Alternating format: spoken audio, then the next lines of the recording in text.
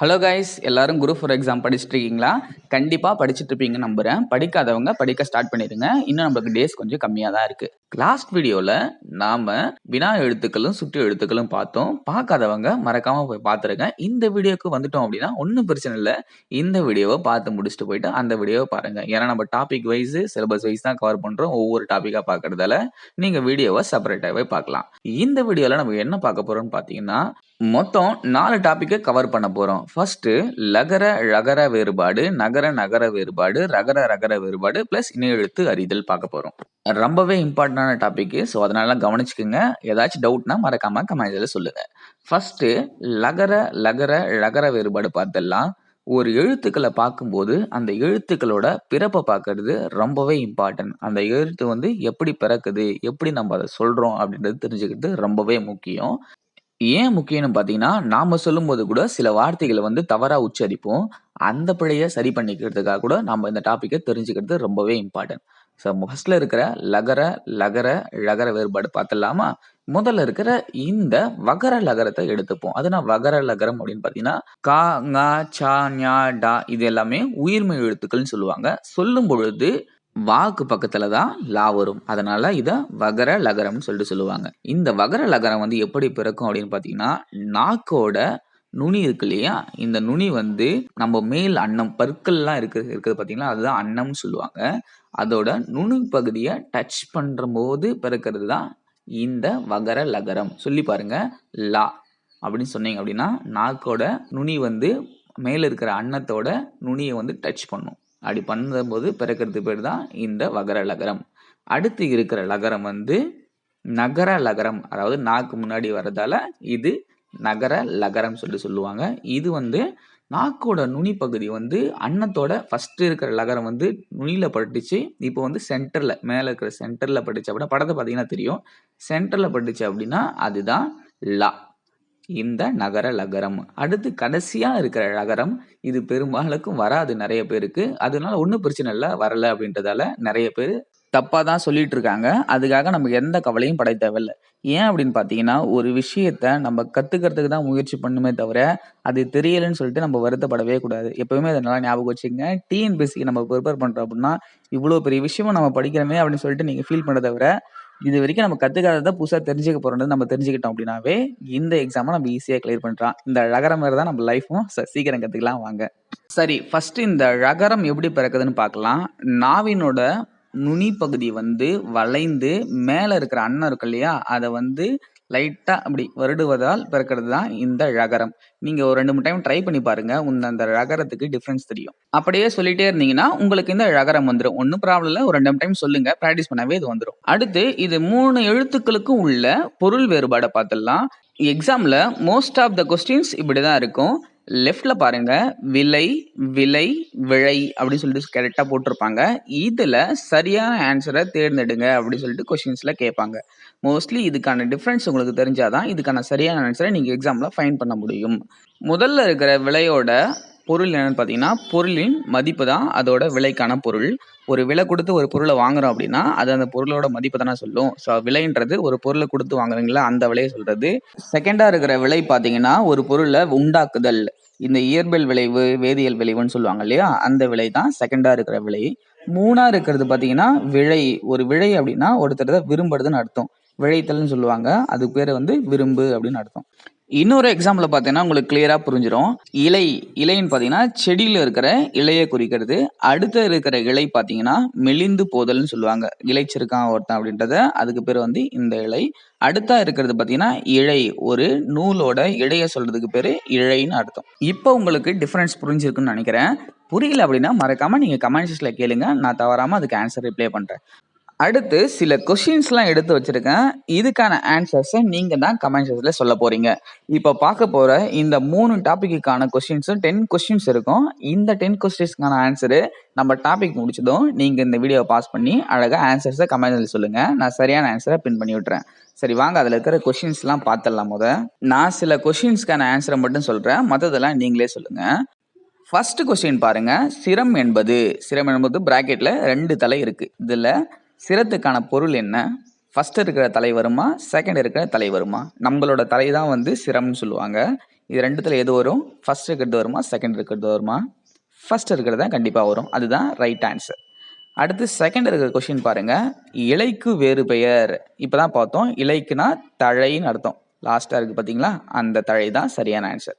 மற்றதில் இருக்கிற 3லேருந்து 10 வரைக்கும் நீங்க ஆன்சர்ஸை கமெண்ட்ல சொல்லுங்க. இதுக்கு சரியான ஆன்சர் பண்ணிட்டீங்கன்னாவே உங்களுக்கு இதோட டாபிக்ஸ் எவ்வளோ புரிஞ்சிருக்குன்னு சொல்லிட்டு நீங்க அண்டர்ஸ்டாண்ட் பண்ணிக்கலாம். இதே போல நீங்க ஆன்லைன்ல நிறைய கொஸ்டின்ஸ் இருக்கும், எடுத்து ஒன்று ஒன்றா போட்டு பாருங்க. ப்ளஸ் ப்ரீவியஸ் இயர் கொஸ்டின்ஸை நல்லா போட்டு பாருங்க. அதுலேருந்து ரிப்பீட்டட் கொஸ்டின்ஸ் தான் மோஸ்ட்லி கேட்பாங்க. அதனால எந்த ப்ராப்ளமும் இல்லை. ஈஸியாகவே நீங்கள் எக்ஸாமை கிளியர் பண்ணிடலாம். சரி, அடுத்த டாபிக் போயிடலாமா? லகரம் லகர ரகரம் முடிஞ்சிச்சு. அடுத்து ரகர ரகர வேறுபாடு. இது 2 எழுத்து தான். இது ஈஸியா பார்த்துடலாம்.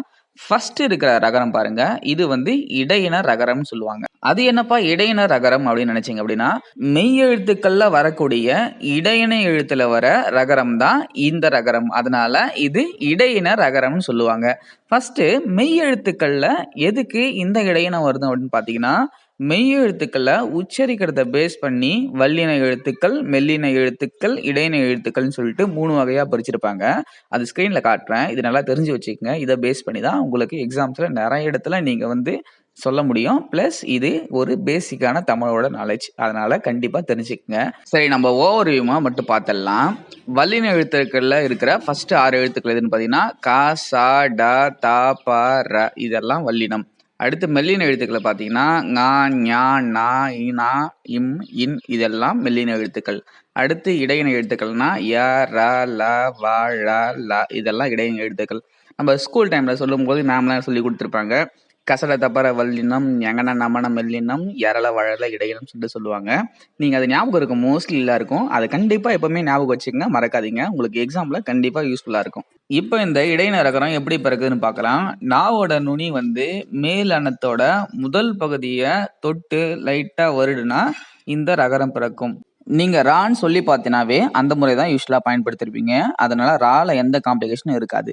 அடுத்து வல்லின ரகரம். வல்லின ரகரம்னா வல்லின பட்டியல வர ரா எழுத்து எப்படி பிறக்கும் அப்படின்னு பார்த்தீங்கன்னா, படத்தை பாருங்க. நாக்கோட நுனி பகுதி அன்னத்தோட நுனி பகுதியை டச் பண்ணா அது இடையின ரகரம். இதே நாக்கோட நுனி பகுதி அன்னத்தோட சென்டர் பகுதியை டச் பண்ணா அது வல்லின ரகரம். அவ்வளவுதான் டிஃபரன்ஸ். இதுதான் பேசிக்கா ரெண்டுத்துக்குள்ள டிஃபரன்ஸ், பிறக்கும் முறை. அடுத்து பொருள் அறிதல் பார்க்கலாம். பொருள் அறிதல்ல முதல்ல இருக்கிற வேர்டை பாருங்க, ஏரின்ற வார்த்தை. இந்த ஏரின்னு இருக்க இந்த ரா எந்த ரீயை குறிக்கும் அப்படின்னு பாத்தீங்கன்னா, நீர்நிலையை குறிக்கும். சரிங்களா? நீர்நிலையை குறிச்சா அது இந்த ரீ போடணும். இதே மேல ஏரி வாயான்னு சொல்லுவாங்க இல்லையா, அந்த மேல ஏறி வரத்துக்கு செகண்டா இருக்கிற ரீயை பயன்படுத்துவாங்க. அதே போல கூரைக்கு இந்த ரா வீட்டினுடைய கூரையை சொல்றது. அடுத்து செகண்டா இருக்க ரை கூறப்படவே சொன்னா அந்த ரையை பயன்படுத்துவோம். அவ்வளவுதான் ஃப்ரெண்ட்ஸ். இப்போ ராக்கு உள்ள டிஃபரன்ஸ் பார்த்தாச்சு. இதை நீங்க எக்ஸாம் பாயிண்ட் ஆஃப் பார்க்கணும் அப்படின்னா 2-3 கொஸ்டின் பேப்பர் அனலைஸ் பண்ணாவே ப்ரீவியஸ் இயர்ல என்னென்ன கொஸ்டின்ஸ் கேட்டாங்க, என்னென்ன பொருள் டிஃபரன்ஸ் இருக்கு, இதை பார்த்து தெரிஞ்சுக்கிட்டாங்களே இந்த ரா டிஃபரன்ஸ் புரிச்சிடலாம். அடுத்து நகர நகர வேறுபாடு. இதே போலதான் சேம் ரகரத்துக்கு பார்த்தது மாதிரியே தான் நகர 2 சொல்லினா 3 சொல்லினாக்குள்ள டிஃபரன்ஸ். சிம்பிளா சொல்லணும் அப்படின்னா அப்படிதான். 2 சொல்லினாக்கும் 3 சொல்லினாக்கும் உள்ள டிஃபரன்ஸ் என்னன்னு பார்த்துடலாம். ஃபர்ஸ்ட் 3 சொல்லினா எப்படி பிறக்குதுன்னு பார்க்கலாம்.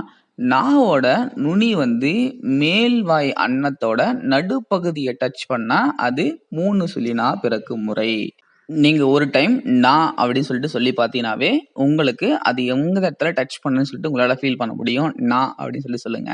அப்படி சொல்லும் போதே சொல்லி பார்த்தீங்கன்னா உங்களுக்கு இது ஈஸியா அண்டர்ஸ்டாண்ட் ஆயிடும். அவ்வளவுதான். 3 சொல்லி நான் பிறக்கும் முறை இவ்வளவுதான். அடுத்த 2 சொல்லி நான் எப்படி பிறக்குதுன்னு பார்க்கலாம். நாக்கோட நுனி பகுதி மேல் அன்னத்தோட முதல் பகுதியை டச் பண்ணும்போது 2 சொல்லி நான் பிறக்குது. படத்தை பார்த்தீங்கன்னா உங்களுக்கு தெரியும். எந்த பகுதியை டச் பண்ணும்போது நுனி பகுதியை லைட்டா டச் பண்ணும்போது உங்களுக்கு 2 சொல்லி நான் பிறக்கும். ஒரு டைம் சொல்லி பாருங்க. நான் அப்படின்னு முன்னாடி வச்சு சொன்னீங்க அப்படின்னா அது 2 சொல்லினா, நான் அப்படின்னு சொல்லிட்டு சென்டர் பகுதியை டச் பண்ணீங்க அப்படின்னா அது 3 சொல்லினா. அடுத்து கடைசியா இருக்கிற நான். இந்த நான் எப்படி பிறக்கும் அப்படின்னு பாத்தீங்கன்னா, நாவோட நுனி பகுதி பல்லு. இப்போ அன்னம் மேல் அன்னம் இருக்கு இல்லையா, மேல் வாய், அதோட அன்னத்துல தட்டக்கூடாது, பல்லுல டச் பண்ணும். பல்லோட அடிப்பகுதி நுனி பகுதியை டச் பண்ணும்போது உங்களுக்கு இந்த நா பிறக்குது. அவ்வளவுதான் ஃப்ரெண்ட்ஸ். இந்த 3 நாக்கும் உள்ள டிஃபரன்ஸ் பார்த்தாச்சு. அடுத்து 3 நாக்குள்ள பொருள் அறிக்கை பார்த்தோம்னா அந்த டாபிக் ஓவர் ஆயிடும். சரி, வாங்க பொருள் எப்படி அறியுதுன்னு பார்க்கலாம். இதுல எக்ஸாம்பிள்ஸோட பார்த்தா 3த்துக்கும் உள்ள டிஃபரன்ஸ் பார்க்க போறோம். அதனால ஒரு டைம் தெளிவா கேட்டுக்குங்க. கேட்டீங்கன்னாவே உங்களுடைய ஆன்சர்ஸை ஈஸியா நீங்க எக்ஸாம்ல போட்டுடலாம். ஃபர்ஸ்ட் இருக்கிற வானம் பாருங்க. 3 சொல்லினா. இந்த வானம் பாத்தீங்கன்னா வெடின்னு அர்த்தம். வெடினா வேற எதுவும் இல்ல. நீங்க நார்மலா வைக்கிற பட்டாசு தான். அந்த வெடி சவுண்ட் இல்லையா? அந்த வெடின்னு சொல்றதுக்கு பேரு வானம்னு அர்த்தம். ஊர்ல எல்லாம் சொல்லுவாங்க, வானம் விடுறது அப்படின்னு சொல்லுவாங்க. அப்பன்னா வெடி வைக்கிறதுன்னு அர்த்தம். அடுத்து 2 சொல்லி நான் போட்டோம் அப்படின்னா, ஆகாயம். அது எல்லாருக்கும் தெரிஞ்சது தான். நார்மலா இந்த 2 சொல்லி வந்தா அது ஆகாயம்னு பொருள். அடுத்து பாருங்க பனி.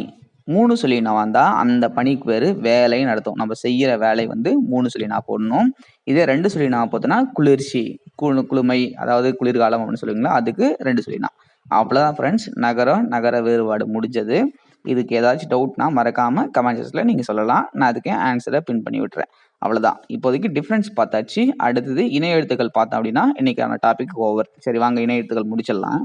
பேசிக்கா இணை எழுத்துக்கள் அப்படின்னா ஒரு எழுத்து பிறக்கும் முறை, அதோட முயற்சினா சொல்ற முறை, இது எல்லாமே 2 எழுத்துக்களுக்கு வந்து ஒற்றுமையா இருக்கும். அப்படி ஒற்றுமையா இருந்தா அது இணை எழுத்துக்கள். இணை எழுத்துக்கள்னா வேற எதுவும் இல்ல. பக்கத்துல வர எழுத்துக்கு பேர் இணை எழுத்து.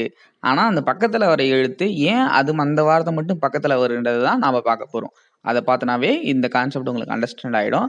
ஃபார் எக்ஸாம்பிள் திங்கள்ன்ற வேர்ட்ல ஃபர்ஸ்ட் இருக்கிற தீக்கு பக்கத்துல ஏன் ஙா வந்திருக்கு அப்படின்னு பார்த்தீங்கன்னா, மேல இருக்கிற ஒரு வேர்டை பாருங்க. 6 வல்லின மெய் எழுத்துக்களுக்கு 6 மெல்லின எழுத்துக்கள் தான் இணை எழுத்தா வரும். அதே போல மெல்லின எழுத்துக்கு வல்லின எழுத்து தான் இணை எழுத்தா வரும்.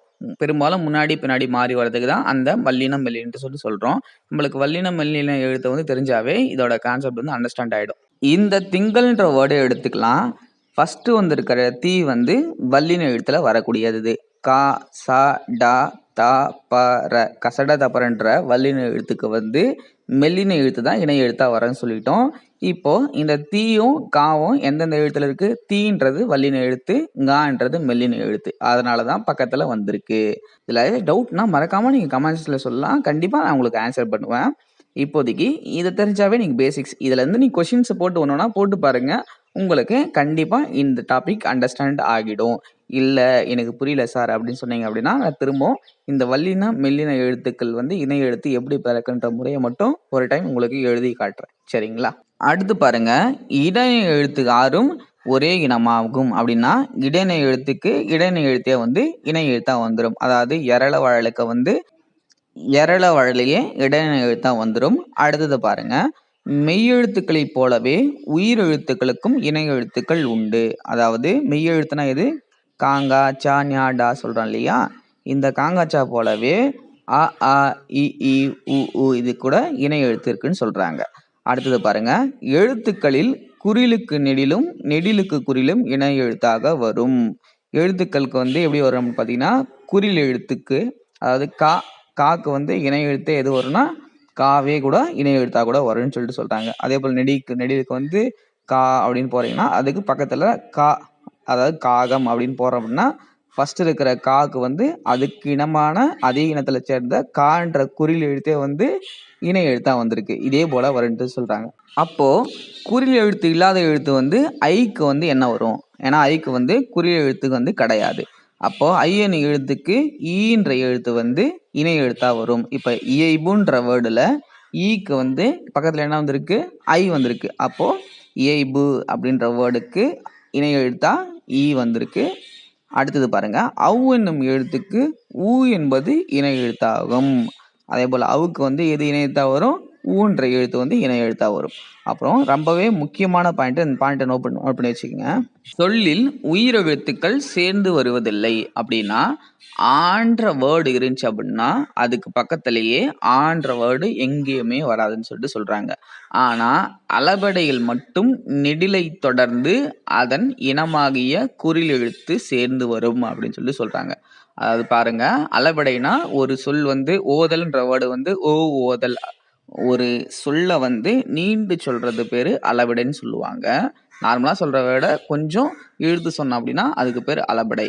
இப்போ ஓதல்ன்ற சொல்றோம் அப்படின்னா ஓன்ற உயிரெழுத்து பக்கத்திலேயே ஓன்ற உயிரெழுத்தே வந்திருக்கு. இது அளபெடையில் மட்டும்தான் வரும் அப்படின்னு சொல்லிட்டு சொல்றாங்க. இவ்வளவுதான். இது இணை எழுத்துக்கள் மோஸ்ட் முடிச்சாச்சு. இன்னும் ஒரே ஒரு பாயிண்ட் தான் இருக்கு. என்ன பாயிண்ட்னு பாருங்க. தமிழ் எழுத்துக்களில் ஆயுத எழுத்துக்கு மட்டுமே இணை எழுத்து இல்லை. நான் அப்படியே ரவுண்ட் பண்ணி நோட் பண்ணி வச்சு ஒரு ஸ்டார் போட்டுக்கங்க, எழுதி வச்சுக்கோங்க.